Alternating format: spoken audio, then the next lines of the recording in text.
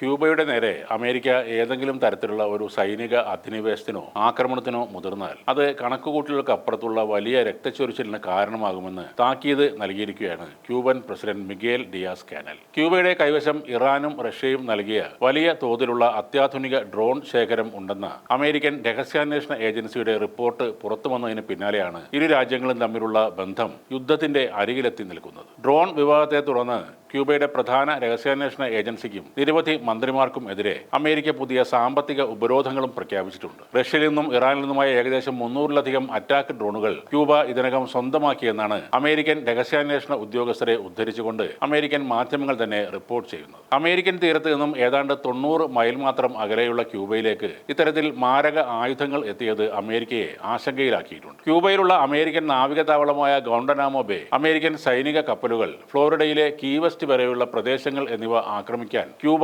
പദ്ധതിയിടുന്നതായി America ആരോപിക്കുന്നു. കൂടാതെ Iranian സൈനിക ഉപദേശകർ ഹവാനയിലെത്തി ക്യൂബൻ ഉദ്യോഗസ്ഥർക്ക് പരിശീലനം നൽകിയതായും അമേരിക്ക വിശ്വസിക്കുന്നുണ്ട്. എന്നാൽ ക്യൂബ ആർക്കും ഒരു ഭീഷണിയല്ലെന്നും മറ്റൊരു രാജ്യത്തെയും ആക്രമിക്കാൻ തങ്ങൾക്ക് യാതൊരു ഉദ്ദേശവും ഇല്ലെന്നും പ്രസിഡന്റ് മിഗേൽ ഡിയാസ് കാനൽ വ്യക്തമായി പറഞ്ഞു. എന്നാൽ ഡ്രോൺ ശേഖരത്തെക്കുറിച്ചുള്ള വാർത്തകൾ പൂർണ്ണമായി തള്ളിക്കളയാനും അദ്ദേഹം തയ്യാറായില്ല. ഭീഷണികളെ നേരിടാനും രാജ്യത്തെ സംരക്ഷിക്കാനും ക്യൂബക്ക് പരമാധികാരമുണ്ടെന്ന് അദ്ദേഹം ഓർമ്മപ്പെടുത്തുകയും ചെയ്തു. അമേരിക്കയുടെ ഭാഗത്തു നിന്നുള്ള ഭീഷണികൾ പ്രാദേശിക സമാധാനം തകർക്കുന്ന അന്താരാഷ്ട്ര കുറ്റകൃത്യമാണെന്നും അദ്ദേഹം കൂട്ടിച്ചേർത്തു. 1960-കളിൽ അമേരിക്ക നടത്തിയ അധിനിവേശ ശ്രമത്തെ പ്രതിരോധിച്ച് പരാജയപ്പെടുത്തിയ ചരിത്രം ഓർമ്മിപ്പിച്ചുകൊണ്ട് ക്യൂബയുടെ UN അംബാസഡർ ഏണസ്റ്റോ നൊബോറോസ് ഗ്രോസ്മാനും രംഗത്ത് വന്നു. അമേരിക്കൻ ആക്രമണം ഉണ്ടായാൽ ക്യൂബൻ ജനത ഒന്നിച്ചു നിന്ന് പോരാടുമെന്ന് അദ്ദേഹം പറയുന്നു. അടിയന്തര സാഹചര്യങ്ങളെ നേരിടാനും വ്യോമാക്രമണത്തിൽ നിന്ന് സ്വയം രക്ഷ നേടാനും ക്യൂബൻ സർക്കാർ ജനങ്ങൾക്ക് മാർഗനിർദ്ദേശങ്ങൾ നൽകി തുടങ്ങുകയും ചെയ്തിട്ടുണ്ട്. ഡ്രോൺ വിവാദത്തിന് പിന്നാലെ ക്യൂബയ്ക്ക് മേൽ ശക്തമായ നടപടികളാണ് അമേരിക്കൻ ട്രഷറി ഡിപ്പാർട്ട്മെന്റ് സ്വീകരിച്ചിരിക്കുന്നത്. ക്യൂബയുടെ പ്രധാന